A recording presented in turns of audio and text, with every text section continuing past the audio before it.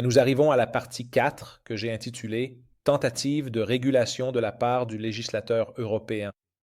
Pourquoi parler de tentative? Des tentatives, car nous ne savons pas encore vraiment si les choix du législateur européen en matière d'intelligence artificielle ont été des choix judicieux. C'est un sujet véritablement à la pointe qui évolue à une vitesse vraiment très élevée et les législateurs ont beaucoup de mal à suivre le rythme. Le législateur européen a ensuite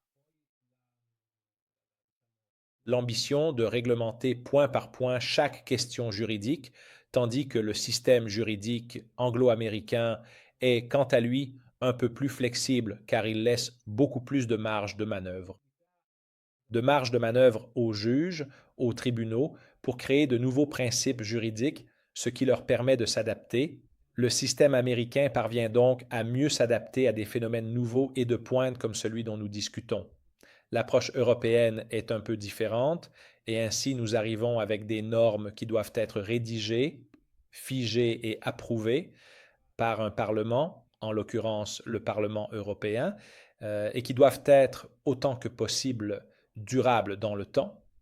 Cependant, les délais législatifs sont ce qu'ils sont, car il faut environ 1 an et demi à 2 ans pour rédiger une directive européenne ou un règlement européen, et le risque est d'arriver avec des normes qui sont déjà dépassées et qui ont figé une réalité qui n'existe plus. La question de l'intelligence artificielle en Europe a été abordée par le biais d'un règlement, le fameux AI Act, et je vais principalement m'attarder sur la question de la propriété intellectuelle, car l'AI Act est un texte juridique très vaste et nous n'avons pas le temps de l'examiner en détail.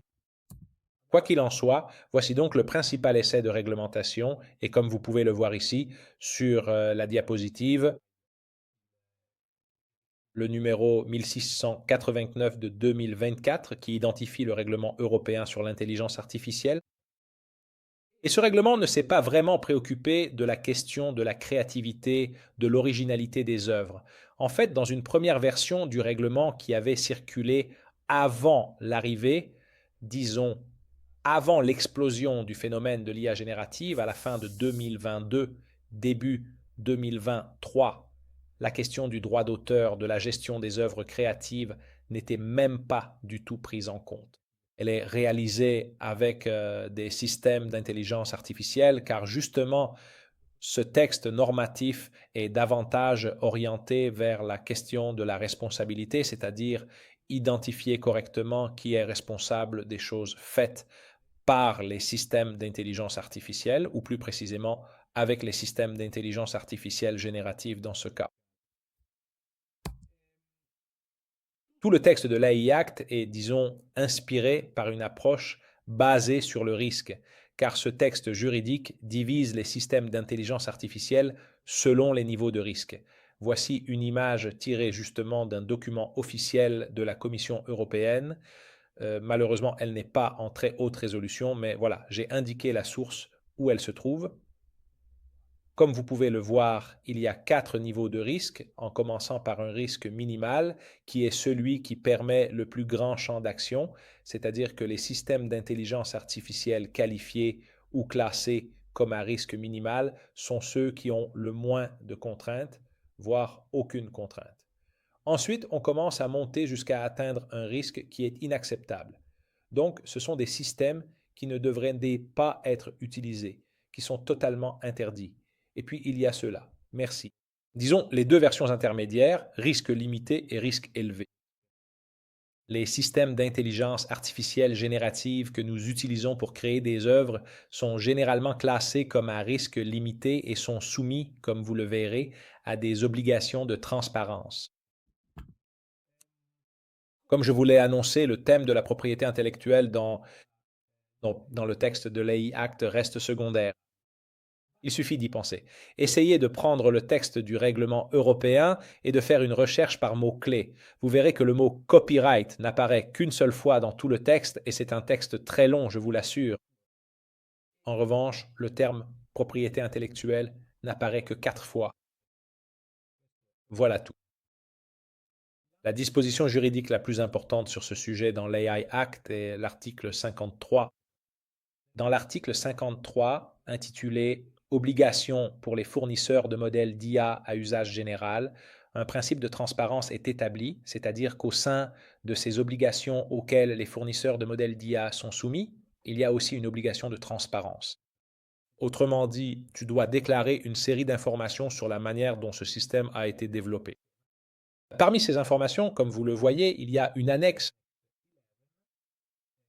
11 en chiffres romains dans lequel tu dois également déclarer les données sur lesquelles tu as entraîné ton système. Et donc, les données sont aussi des œuvres créatives, c'est-à-dire que si tu as créé un système d'intelligence artificielle capable de composer des morceaux de musique, il est évident que ton jeu de données pour l'entraînement est un grand réservoir de morceaux musicaux et de sons. D'accord? Donc, déjà, cela on pense que cette obligation de transparence, même si nous n'en avons pas encore la certitude car la réglementation est trop récente, trop nouvelle, pourrait protéger indirectement les titulaires des droits d'auteur, car en obligeant les fournisseurs à indiquer avec quelles données ils ont entraîné leur système, il devient plus facile de les démasquer s'ils ont utilisé des œuvres créatives, protégées par le droit d'auteur sans avoir demandé les licences et autorisations appropriées. On pense donc que la transparence indirectement pourrait résoudre les problèmes de violation du droit d'auteur que nous avons constatés au cours de ces 3 dernières années. C'est aussi une question non seulement de transparence, c'est-à-dire principalement de transparence comme nous l'avons vu à l'article 53 et à l'annexe 11, mais c'est aussi une question d'intérêt. Pardon, une question d'honnêteté intellectuelle. Parce que souvent, ceux qui utilisent un système d'intelligence artificielle ont une obligation à la fois éthique, parce qu'ils appartiennent à une profession, par exemple les journalistes, les avocats, les notaires, les médecins, qui les obligent à déclarer comment ils ont utilisé, quel système d'intelligence artificielle ils ont utilisé et dans quelles conditions ils les ont utilisés. Ensuite, ce sont aussi les conditions d'utilisation de ces systèmes qui souvent précisent que si tu présentes une image dans un livre, dans un article réalisé avec ce système, tu dois quand même indiquer en surimpression ou dans une note que cette image a été générée avec ce système. Mais voilà, ici nous sommes sur un plan qui n'est pas tant celui de la loi en tant que telle, dans la loi, dans le droit au sens propre du terme, mais nous sommes plutôt sur le terrain de l'éthique et de la déontologie professionnelle. Et là, nous sommes encore sur un terrain qui est encore plus glissant. Pensez par exemple à un journaliste qui devrait déclarer à la fin de chaque article qu'il a utilisé un système d'intelligence artificielle. Cela semblerait diminuer l'importance de son travail d'auteur d'articles, même si nous savons que ce n'est pas vrai, mais il existe un préjugé envers ces systèmes, donc voir qu'un journaliste, celui qui déclare publiquement utiliser ces systèmes, donne presque l'impression de ne pas mériter d'être payé pour le travail accompli ou parce qu'il l'a fait faire par une machine. C'est donc vraiment un sujet très délicat. Ensuite, nous entrons dans le domaine de l'éthique et là, même les mécanismes de contrôle, d'application sont différents. Merci et passons à la 5e et dernière partie de ce parcours de formation que nous avons entrepris